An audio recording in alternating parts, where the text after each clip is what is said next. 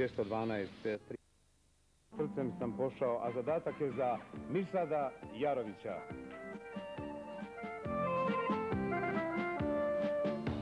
Da mogu ja bez tebe, lagao sam i sebe i druge, šta bi dao da si pored mene, da mi skratiš ove noći duge, šta bi dao da si pored mene, da mi skratiš ove noći duge. Srcem sam pošao u ljubav sa tobom, kada je najljepše bilo, ti si mi rekla zbogom. Srcem sam pošao u ljubav sa tobom, kada je najljepše bilo, ti si mi rekla zbogom.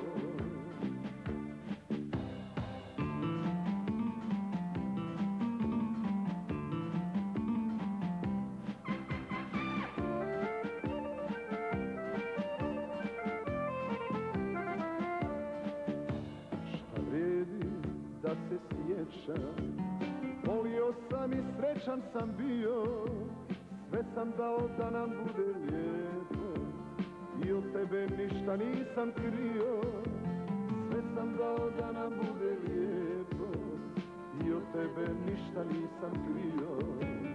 Srcem sam pošao u ljubav sa tobom, kada je najljepše bilo,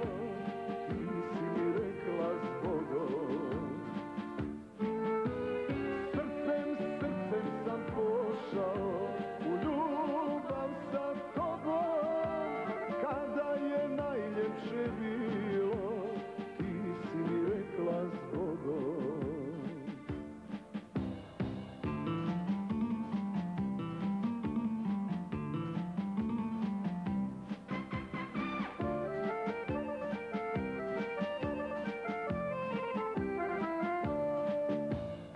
Tebe i za ljubav živio sam i život bih dao, gdje si sada da mi ruke pružiš, zar ti naših dana nije žao, gdje si sada da mi ruke pružiš, zar ti naših dana nije žao.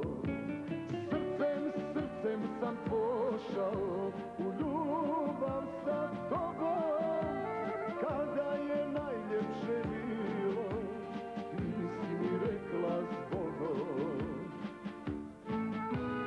Srcem sam pošao u ljubav sa tobom, kada je najljepše bilo, ti si mi rekla zbogom.